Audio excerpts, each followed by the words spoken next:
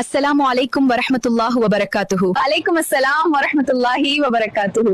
அக்கா, ரமலான் மாதத்திற்கான ஏற்பாடுகள் எல்லாம் பயங்கரமா இருக்குது போல. பர்ச்சேஸ் எல்லாம் முடிச்சிட்டீங்களா? ஆமா நூர்ஜஹான், தேவையான சில பொருட்களை வாங்கி வச்சுக்கிட்டா நோன்பு நேரத்துல நம்ம அலைஞ்சிட்டு இருக்க வேண்டாம், நம்ம அமல்களை செய்யக்கூடிய நேரத்தையும் வீணாக்க வேண்டாம் இல்லையா? சரி, நீ நோன்புக்கு எப்படி தயாரா இருக்க? என்ன மாதிரி முன்னேற்பாடுகள் எல்லாம் பண்ணிருக்க? இல்லக்கா, நான் நோன்பு வைக்கிறது இல்ல. ஏன், என்ன ஆச்சு? ஏதாவது தவிர்க்க முடியாத காரணங்கள் இருக்கா? அப்படியெல்லாம் ஒண்ணும் இல்லக்கா. எனக்கு நோன்பு பிடிச்சா ரொம்ப டயர்டா இருக்கும், வேற எந்த வேலையும் செய்ய முடியாது. எனக்கும் ஆசைதான், ஆனா ரொம்ப கஷ்டமா இருக்கும். மறுமையில் நோன்பாளிகளுக்கு அல்லாஹ்விடம் இருந்து கிடைக்கும் சிறப்பை பற்றி தெரிந்தால் நீ ஒரு நோன்பை கூட விடமாட்டாய். அக்கா, கொஞ்சம் விவரமா சொல்லித்தாங்க. மறுமை நாளில் அல்லாஹ் ஒட்டுமொத்த மக்கள் மத்தியில் நோன்பாளிகள் யார் என்று அழைத்து அவர்களை சொர்க்கத்தில் ரையான் எனும் வாசல் வழியாக நுழையச் செய்வான்.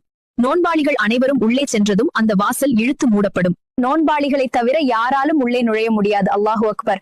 ஒருவர் மற்ற அமலை விட அதிகமாக நோன்பு நோற்பவராக இருந்தால் இந்த வாசலில் நுழைவார். மற்ற அமல்களையும் செய்து நோன்பாளியாகவும் இருந்தால் சொர்க்கத்தின் 8 வாசலில் எந்த வாசல் வழியாகவும் நுழைவார்.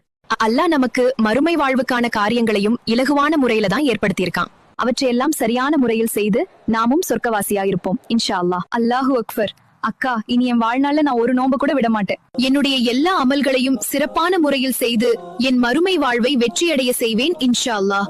ஆமீன். நீங்களும் நூர்ஜஹானுக்காக ஆமீன் சொல்லுங்கள்.